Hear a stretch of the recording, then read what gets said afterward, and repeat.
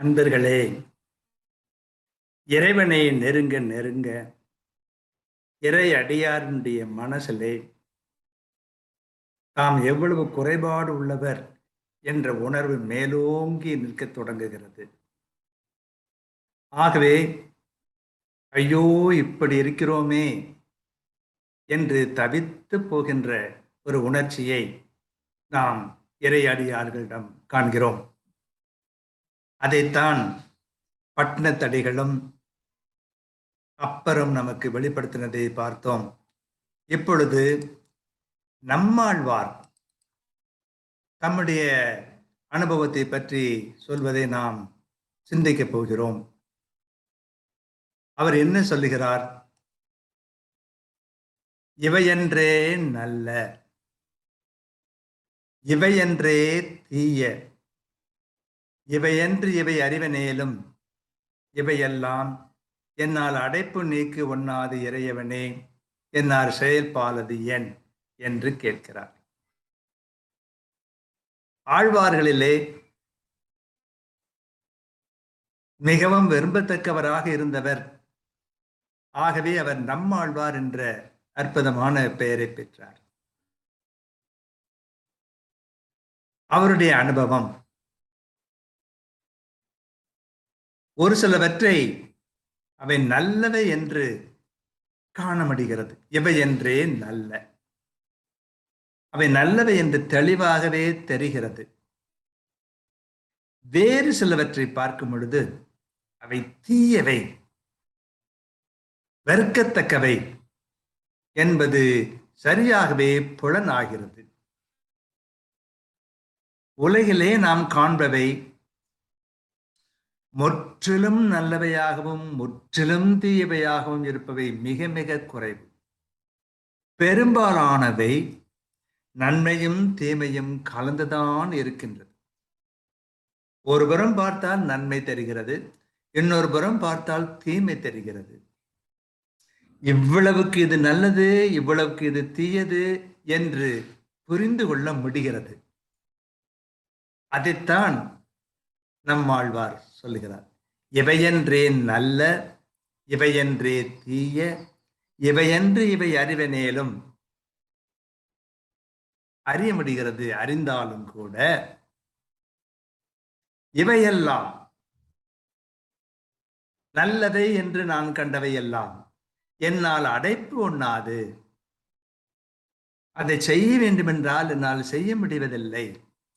அதை ஏற்றுக்கொள்ள வேண்டும் என்று சொன்னால் என்னால் ஏற்றுக்கொள்ள முடியவில்லை. அதுதான் நல்லது என்று தெரிகிறது, இருந்தாலும் அதை அடைய வேண்டும் என்ற எண்ணம் எனக்கு எழுவதில்லை. அதே வேளையில் இவையெல்லாம் தீயவை என்று நான் கண்டவற்றை தூக்கி எறிய வேண்டும் என்பது எனக்கு புரிகிறது. ஆனால் தூக்கி எறியத்தான் முடியவில்லை.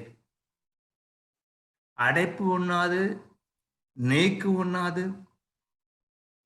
இப்படிப்பட்ட ஒரு இடர்பாட்டுக்குள்ளே நான் மாட்டிக்கொண்டிருக்கிறேனே. ஆண்டவனே, நான் என்ன செய்வது? என்னால் என்னதான் செய்ய முடியும்? சொல்லு என்று இறைவனை பார்த்து நம்மாழ்வார் கேட்கிறார். புனிதர் பவுல் இதே போன்ற ஒரு அனுபவத்தை அடைகிறார். நல்லது என்று எண்ணி அதை செய்வதற்கு பார்க்கிறேன், என்னால் முடியவில்லை. தீயது என்று அதை ஒதுக்குவதற்கு பார்க்கிறேன், அதனால் அதையும் என்னால் முடியவில்லை.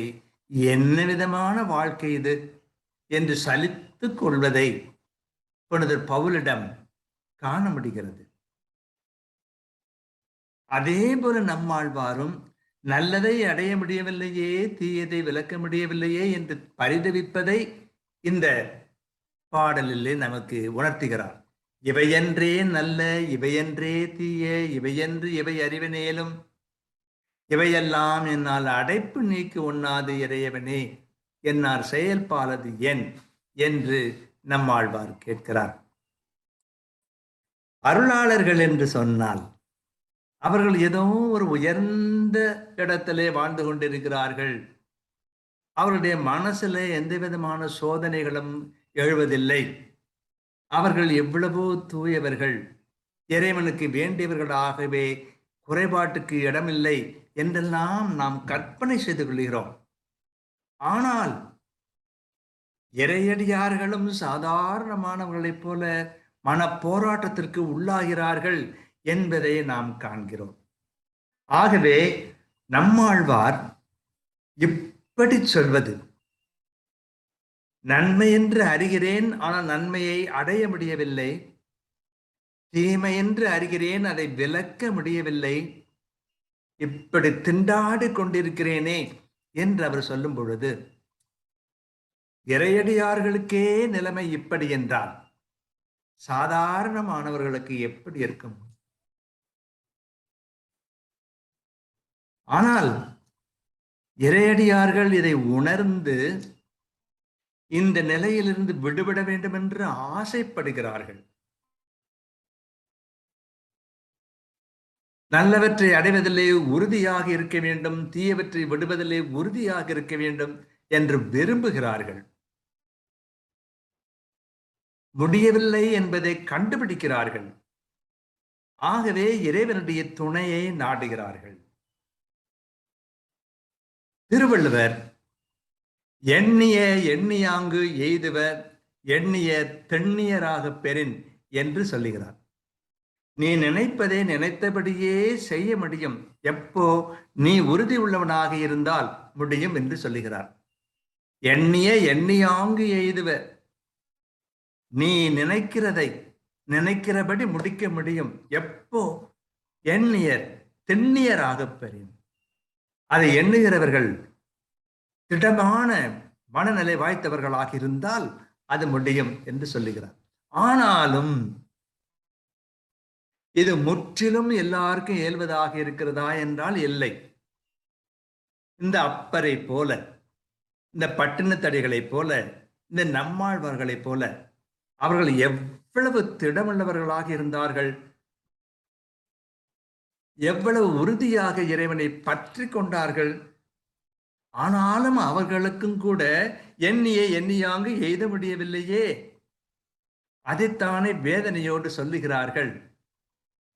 ஆகவே சாதாரணமானவர்கள் இப்படி திண்டாட வேண்டி இருக்கிறதே என்பதை பற்றி நினைத்து சோர்வுக்கு ஆளாக வேண்டியது இல்லை.